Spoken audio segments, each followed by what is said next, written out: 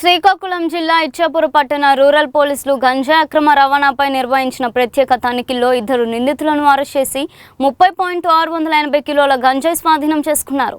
జిల్లా SP KV Maheshwar Reddy ఆదేశాల మేరకు చేపట్టిన తనిఖీల్లో ఇచ్చాపురం రైల్వే స్టేషన్ వద్ద మహారాష్ట్రకు చెందిన రాహుల్ విష్ణు ఇంగ్లేను అదుపులోకి తీసుకొని 22.250 కిలోల గంజాయి మొబైల్ ఫోను స్వాధీనం చేసుకున్నారు.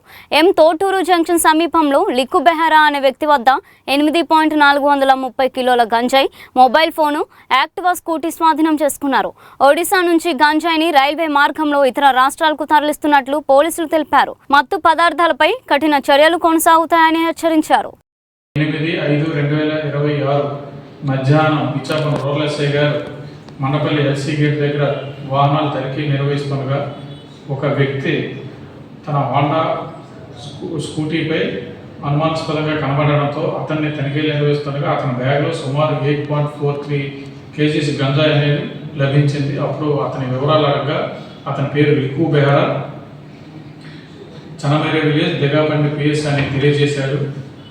ఈ గంజాయి యొక్క వివరాలు అడగగా అతనికి అన్నయ్య అయిన గౌరవ్ బెహరా కలిసి ఒడిశాలో కంధమాల్ డిస్ట్రిక్ట్ తుసింగియా విలేజ్ గల సుజిత్ కుమార్ నాయక్ దగ్గర కొనుగోలు చేయడం జరిగింది.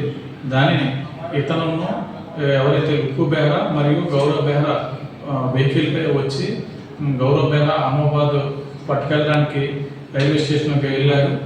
ఇందులో లిక్కు బెహరా అనే వ్యక్తి మనకు దొరకడం జరిగింది.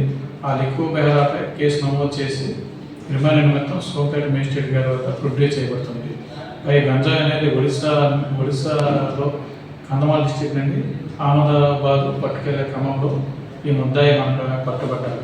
ఈ కేసులో ముద్దాయిని మరియు OnePlus మొబైల్లను, హోండా యాక్టివ్ స్కూటీని కూడా సీజ్ చేయడం జరిగింది.